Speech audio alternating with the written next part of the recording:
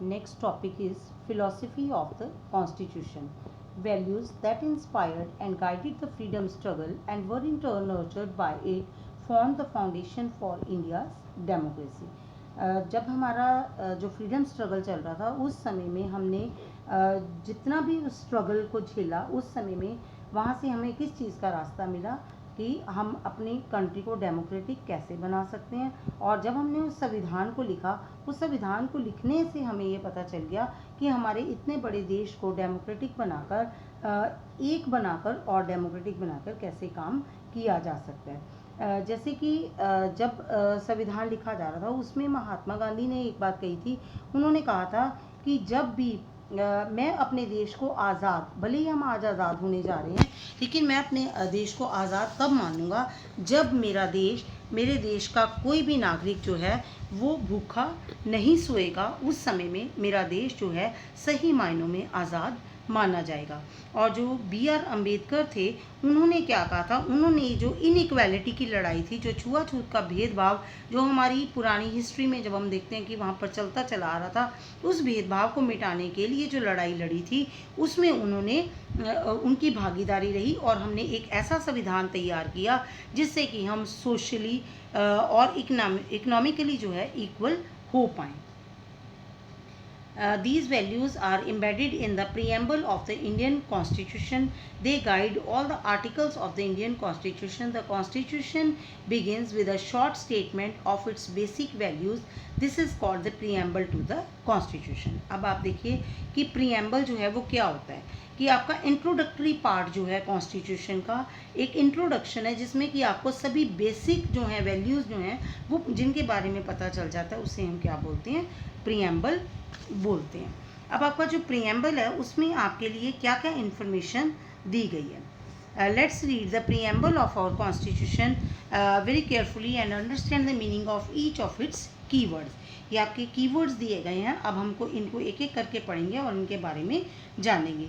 We the people of India, हम क्या हैं, भारत की नागरिक हैं। The constitution has been drawn up and enacted by the people through their representatives and not handed down to them by a king or any outside power।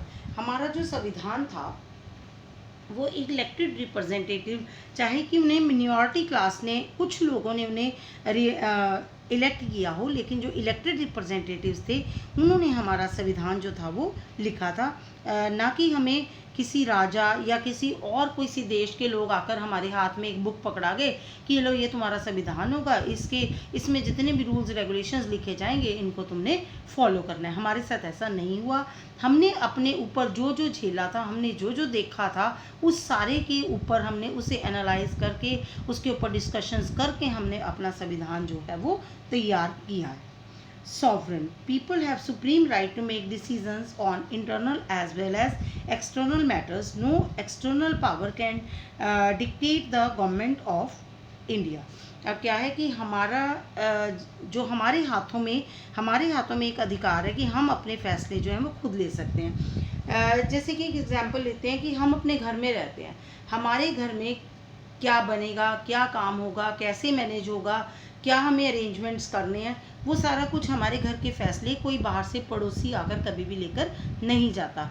वो सारे के सारे फैसले जो है वो हम खुद लेते हैं। इसी तरह से हमारा देश जो है इसमें भी हमने किसी को भी ऐसा कोई अधिकार नहीं दिया कि कोई बाहर से आकर हमारे लिए फैसले जो है वो लेकर जाए। Socialist, wealth is generated socially and should be shared equally by society. Government should regulate the ownership of land and industry to reduce socio-economic inequalities। उसने कहा कि जो पैसा है, ठीक है, उसका क्या होना चाहिए, सोशली वो सब में जनरेट, सबके पास जाता रहना चाहिए, जिससे क्या हो सके कि हमारा भेदभाव जो है, ये जो अमीरी गरीबी का जो भेदभाव है उसको कम किया जा सके। कम कर सकें हम। जैसे कि सरकार जो है हमारी, उसको क्या करना चाहिए कि वो हमारे लिए ऐसे रिसोर्सेज पैदा करती रहे जिससे क्या है कि ज़्यादा से ज़्यादा लोगों को काम मिलता रहे और उनमें कभी भी भेदभाव की भावना जो है वो ना आए। ये सरकार की ड्यूटी बनती है कि कहीं वो इंडस्ट्रीज़ लगाए, कहीं वो लोगों को रोज़गार के साधन पैदा करे, जिससे क्या है लोगों का ये भेदभाव जो है वो ख़त्म हो सके और जितने भी लोग जिनके पास ज़्यादा इनकम होती है उनसे ज़्यादा टैक्स जो है वो लिया जा सके और ये जो टैक्स है ये गरीब लोग जो हैं उनकी वेलफेयर के लिए उसको यूज़ किया जा सके। Secular India have complete freedom to follow any religion but there is no official religion. Government treats all religious beliefs and practices with equal respect. Bharat जो है वो एक धर्मनिरपेक्ष देश है। यहाँ पर क्या है कि सभी धर्मों को समान रूप से देखा जाता है। हमारा कोई भी एक सरकारी, जिसको कह सकते हैं कि धर्म नहीं है, गवर्नमेंट की ओर से कोई भी ऐसा किसी के ऊपर भी कोई रिस्ट्रिक्शन नहीं है कि कोई किसी धर्म को फॉलो करना है। उसकी मर्जी है, वो अपने मर्जी से अपना धर्म परिवर्तन तक कर सकता है। और ये ज़रूर है कि हम सभी धर्मों की रिस्पेक्ट जो है वो हमेशा करते रहें। Democratic, a form of government where people enjoy equal political rights, elect their rulers and hold them accountable. The government is run according to some basic rules. अब डेमोक्रेटिक कैसे हो सकती है?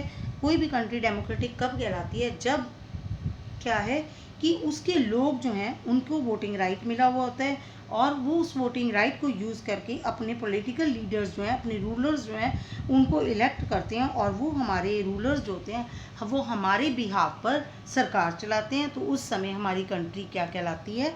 डेमोक्रेटिक कहलाती है। Republic, the head of the state is an elected person and not a hereditary position.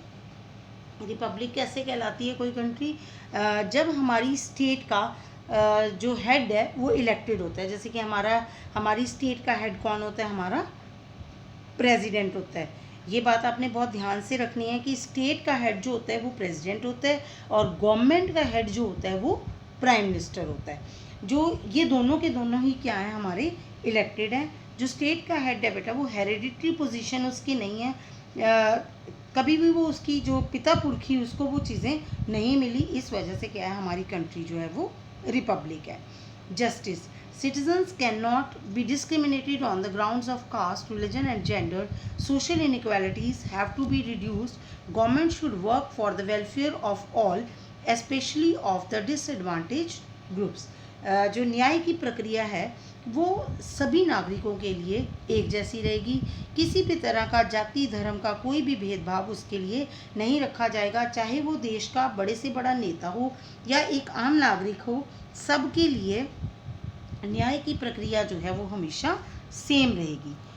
Liberty, there are no unreasonable restrictions on the citizens in what they think, how they wish to express their thoughts and the way they wish to follow up their thoughts in action. ठीक है, सभी लोग जो हैं हमारे देश में, क्योंकि हमारा स्वतंत्र भारत है, इसलिए सभी लोग जो हैं वो भी स्वतंत्र हैं। वो अपने लिए किसी भी काम को करने के लिए कैसे सोचते हैं, उनको कैसे उन्होंने पूरा करना है, वो सारी बातों की स्वतंत्रता जो है वो हर भारतीय नागरिक को दी गई है। Equality, all are equal before the law. The traditional social inequalities have to be ended. The government should ensure equal opportunities for all. ठीक है, इक्वालिटी का मतलब है सभी फील्ड्स में सभी लोगों को समानता दी जाएगी, चाहे वो एजुकेशन का फील्ड हो, चाहे वो जॉब्स हों, चाहे वो कहीं रहने की बात हो, चाहे वो कहीं पब्लिक प्लेसेस पर जाने की बात हो। किसी भी तरह का किसी के साथ का भी कोई भी भेदभाव नहीं किया जाएगा, सभी को समानता का अधिकार जो है वो दिया जाएगा। Fraternity, all of us should behave as if we are members of the same family. No one should treat a fellow citizen as inferior.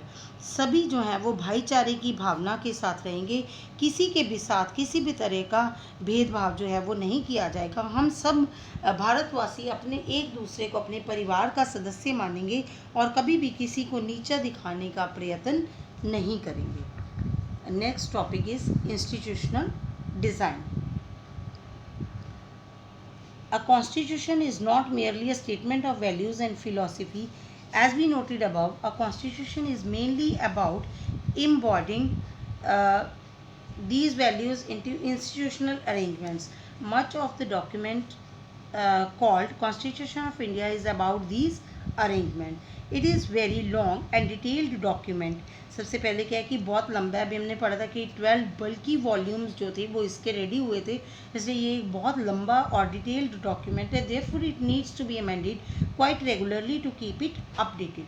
अब ठीक है, जब हमारा देश आज़ाद हुआ था उस समय की परिस्थितियाँ और अगर हम आज की परिस्थितियों की बात करें या बीच में जो है परिस्थितियों की बात करते रहें तो बदलाव आएगा. अभी की जो हमारे संविधान के निर्माता थे उन्होंने बहुत ब्रॉड माइंड के साथ हमारे संविधान का निर्माण किया था.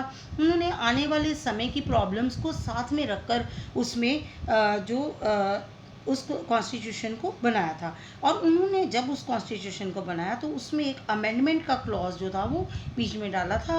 उस अमेंडमेंट के क्लॉज का मतलब था कि जब कभी भी हमें कहीं भी अपने संविधान में समय के अनुसार, समय की ज़रूरतों के अनुसार उसमें बदलाव लाने की ज़रूरत पड़ेगी तो हम उस बदलाव को ला सकेंगे. इसी वजह से अब हमें अगर कभी भी कहीं पर भी इसमें कुछ बदलाव करने की ज़रूरत पड़ती है तो हम बहुत सारी डिस्कशंस के साथ उसमें अमेंडमेंट जो है वो कर सकते हैं. Those who crafted the Indian Constitution felt that it has to be in accordance with people's aspirations and changes in the society. जब भी हम उसमें कुछ बदलाव करेंगे तो हम ये देखेंगे कि जो लोगों की विशेज़ हैं वो कम से कम ज़रूर पूरा होनी चाहिए. Like any constitution, the Indian Constitution lays down a procedure for choosing persons to govern the country. अब हमारा जो कॉन्स्टिट्यूशन है वो क्या बताता है कि हमने एक प्रोसीजर फॉलो किया हुआ है जिससे हम अपनी कंट्री को गवर्न करने के लिए रिप्रेजेंटेटिव्स जो हैं उनको चुनते हैं. उनका तरीका क्या रहेगा, उन्हें कैसे चुना जाएगा, वो हमारे ऊपर कैसे काम करेंगे और उनके ऊपर कैसे चेक रखा जाएगा. It defines who will have how much power. बताया जाता है कि किसके पास कितनी पावर्स रहेंगी और कोई भी है और कोई जो है वो कैसे फैसले लेगा. And it puts limit to what the government can do, providing some rights to the citizens that can not be violated. और एक और बात बताई जाती है कि जो सरकार है वो क्या करेगी कि अपने नागरिकों को अधिकार देगी और ये भी बताएगी कि उनके अधिकारों का वायलेशन जो है वो कभी भी नहीं होना चाहिए. हमारे संविधान में ये सभी प्रोविज़न्स जो हैं वो डाल दिए गए हैं. आपका चैप्टर जो है वो कंप्लीट हो गया है. इसमें आपने सिर्फ और सिर्फ, मैंने पहले भी आपको बता दिए कि आपने सिर्फ इंडियन कॉन्स्टिट्यूशन ही करना है. और अब हमने इंडियन कॉन्स्टिट्यूशन जो है उसमें हमने उसको कैसे बनाया, making of the Indian constitution पढ़ा है, फिर उसकी फ़िलॉसफी पढ़ी है, फिर उसके प्रीएम्बल के बारे में पढ़ा है और फिर हमने उसका इंस्टीट्यूशनल डिज़ाइन जो है वो पढ़ा है. सिर्फ आपने इसी से रिलेटेड क्वेश्चन आंसर जो हैं वो ही याद करने हैं. अब आप इसे बार बार रीड करें ताकि आप इसके जो टेस्ट है उसकी प्रिपरेशन जो है वो कर पाएँ.